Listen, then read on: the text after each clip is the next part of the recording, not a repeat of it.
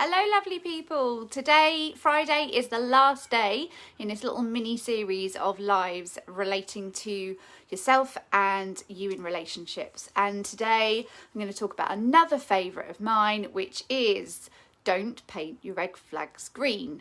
This is something that a lot of people do. I've definitely been guilty of doing it myself in the past, and it's really, really, really important that you don't do it. So what do I mean by it? So let's say you are starting to date somebody and you are aware of certain things which really should be kind of turning you off by this point. So let's say that they don't message you as frequently as you would like, or kind of ghost you for a couple of days rather than sort of being upfront. Or let's say that you're aware that there's something in them that doesn't kind of align with your values, or it doesn't align with your beliefs. Those are red flags. Another one which comes up a lot of clients have mentioned this, is that the person that I've started dating seems to be a bit broken. So I want to fix them. So they, I couldn't end the relationship once we got into it a little bit more, because it was his birthday, then his mum got poorly, then his granddad died, and there's just like this ongoing sort of treadmill of dramas and things that happen. So all of those could be described as red flags, but red flags are very specific to you. They're really specific to you. There are some generic things which are not okay, like being rude and not turning up on time, or standing you up and then making some excuse later. Those sorts of things are quite across the board, but when I'm speaking to clients about their red flags, they're very specific and generic, very specific to them, as well as some of the generic ones as well. So painting your red flags green, that's when you see a red flag, it should be something that you're considering, whether it's a bit of a deal breaker, but instead of that, you just grab your green paint and your little roller and you're colouring that red flag green, because actually, oh, well, he seems to be a really good guy, or, well, that particular time he was really nice and he came with flowers, or, you make excuses for them. You say that it's okay, that it doesn't matter. Oh, maybe I'm being a bit sensitive. All of those sorts of elements, but actually they are just genuinely red flags that you need to look at and work out whether it's something that you want to pursue.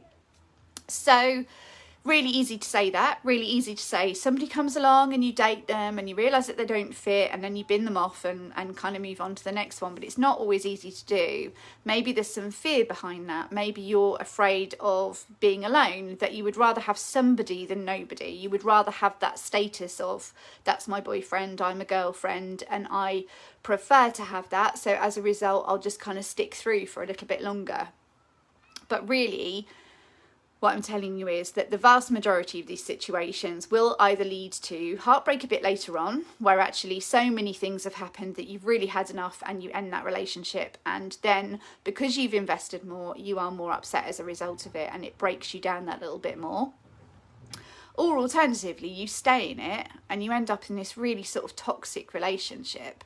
So one of the pieces of work that I do with my clients is talking to them, and this is something that you can do as well, talking to them about falling in love or falling into a relationship is more accurate, by likening it to a well. So some people come running towards the well and literally lob themselves down it without making any informed decision whatsoever. But the piece of work I do is that the client walks towards the well and then walks round the well a few times. And what I mean by that is they're exploring. They're exploring if this person is a good fit. They're not even considering them as a boyfriend or girlfriend until they have had the chance to find out some key things. And that is about having conversations and talking and looking at actions and all of that kind of thing to make decisions, so that you're not so heavily invested.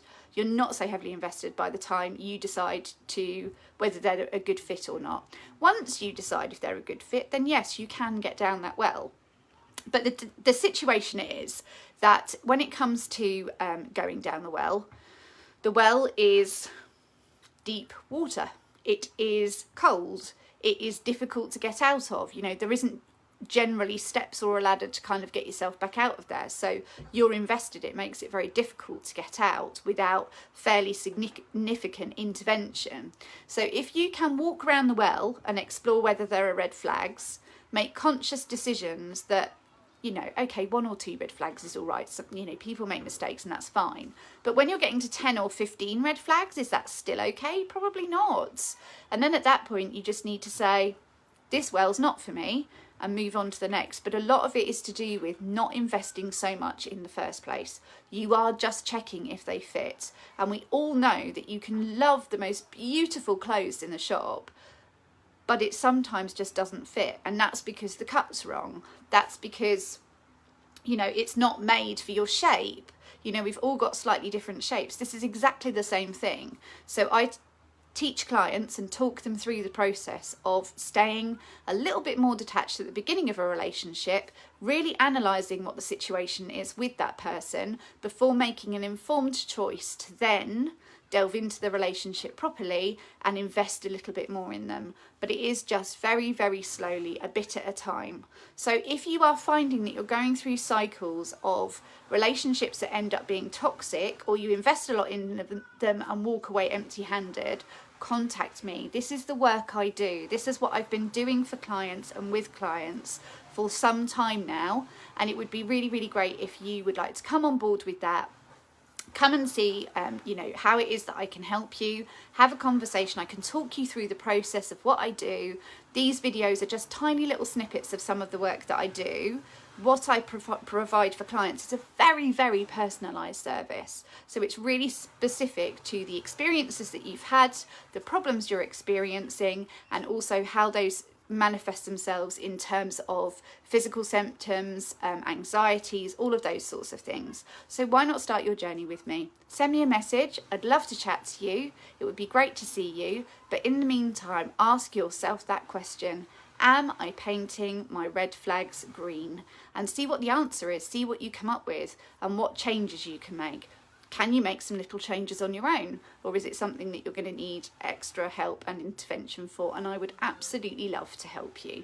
So get in contact. As usual, you can message me through my Facebook page. I've also got my my website, which is www.coastalcoachingsussex.co.uk. You can message me through there as well.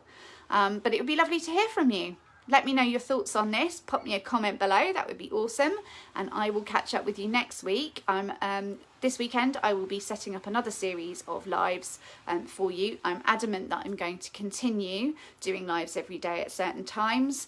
And I'd love you to come and watch. So take care. I will see you next week. Lots of love. Bye.